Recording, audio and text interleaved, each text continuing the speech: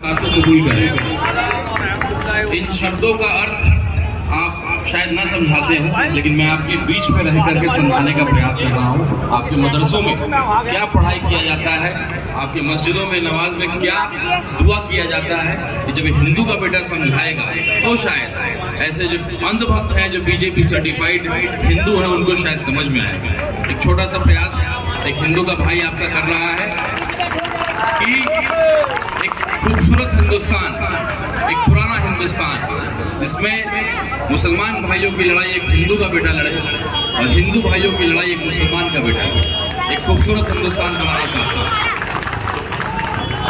मेरे पिताजी बिहार में 20 साल मंत्री रहे और शिवहर से सांसद रहे। जो मेरे भाई बिहार के होंगे शायद उनको जानते होंगे, श्री सीताराम सिंह उनका नाम है। और मैं शिवहर से इस बार इस पार्टी से चुनाव लड़ा था, एक ईमानदार सिपाही के रूप में काम करता था। तो हमेशा लोग पूछते हैं कि भाई आप इतने बड़े सियासी परिवार से आते हैं, आप इस पार्टी में क्या करते हैं। अभी भी मैं ट्रेन में था तो लोगों ने यही सवाल किया कि अरे आप तो बेवकूफ़ हैं, या आप अच्छे शब्दों में उन्होंने बोला कि आप बेवकूफ़ी कर रहे हैं, इस पार्टी में आप क्या कर रहे हैं। तो मैंने उनको समझाया कि इसका फैसला या इसका जवाब आप 8 तारीख का अखबार पढ़िए। 5 तारीख का वोटिंग होगा और 8 तारीख के अखबार में मेरा जवाब आपको मिल जाएगा। मैं एक पढ़ा लिखा हिंदू हूँ और एक समझदार सियासी परिवार से आने वाला व्यक्ति हूँ। मैंने इस पार्टी की ताकत को देखा है।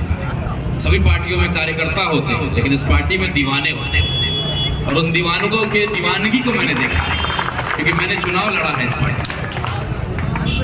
बहुत गंभीर स्थिति में हमारा देश है। जिस तरीके से एक पार्टी जहर फैला करके हमको बांटना चाहती है, अगर हमने उनको नहीं रोका तो देश सिविल वॉर की तरफ चला जाएगा, गृह युद्ध की तरफ चला जाएगा। ठीक है, हिंदुओं की अगर आबादी 80% है, मुसलमान भाइयों की 20% है, लेकिन नुकसान दोनों को।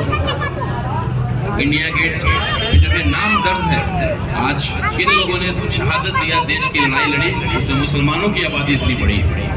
तो इनको याद करना पड़ेगा। बस यही आप लोगों से दुआ करता हूँ, विनती करता हूँ कि ये चुनाव अब विधायक बनाने का नहीं रहेगा, सरकार बनाने का नहीं रहेगा, इससे कई गुना ऊपर चला गया है चुनाव। पूरा देश का मुसलमान, हर वो मुसलमान जिसके साथ जाति हुआ, जो मजलूम है, जिसके ऊपर आरोप लगा करके उसको जेल में डाला गया, जिसको कोई पूछ नहीं रहा। जैसे शिफा भाई को नहीं पूछा गया, 5 साल तक जेल में रहे, मर्डर किया हुआ, बलात्कार किया हुआ व्यक्ति को बेल मिल जाता है, लेकिन शिफा भाई जेल में बंद रहे।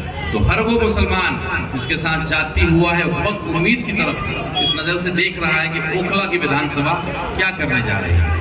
ये विधायक बनने का चुनाव नहीं है, सरकार बनाने का चुनाव नहीं है। तो मैं चाहता हूँ कि उन सभी लोगों जो मुस्लिम के साथ गलत हुआ है, मैं हिंदू समाज से आता हूँ, मैं पैरवी करता हूँ कभी कभी थाना वाले या कभी SDO को, कभी DM को, तो मुझे कहते हैं कि किन लोगों के चक्कर में पड़े हुए हैं, गाली का शब्द इस्तेमाल करते, गलत शब्दों का इस्तेमाल करते हैं, इन लोगों के फेरा मत रही।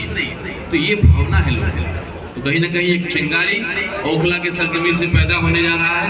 और जैसा मेरे भाई ने बताया कि अब लड़ाई बहुत लंबी है, वक्फ बोर्ड की लड़ाई आपके सामने अगस्त में बिल पास होने जा रहा है। तो हम लोग एक ऐसे व्यक्ति को, एक ईमानदार व्यक्ति जिन्होंने इतना मेहनत किया है, आपकी लड़ाई को लड़ा है, उसके साथ हम खड़े हों और उसको जिता करके पूरे भारत में हम लोग उदाहरण स्थापित करें। मैं कई हिंदू समाज के लोगों के बीच के आज दिन में इस इलाके के जो वोटर हैं, मेरे रिश्तेदार भी हैं, और उन सब लोगों से मैंने चुपचाप ये नहीं बताया कि मैं अभी किस पार्टी के प्रचार में आया। उनसे मैंने पूछा कि आपका वोट किधर जाएगा। उन्होंने स्पष्ट कहा कि देखिए भाजपा यहाँ से जीतने वाली नहीं, क्योंकि जो जनसंख्या है, जो आबादी है, कुछ भी कर लीजिएगा, भाजपा यहाँ से नहीं जीत सकती। तो जीतेगा तो कोई ना कोई मुसलमान ही होता है। तो ये भी टीम सी टीम हम लोग नहीं मानते हैं। लेकिन साथ में एक शब्द और कहा कि भाई ये व्यक्ति बहुत ईमानदार है, जो गार्जियन अपने कौम की, अपने परिवार की लड़ाई लड़ सकता है, वही किसी और की भी लड़ाई लड़ सकता है ईमानदारी से।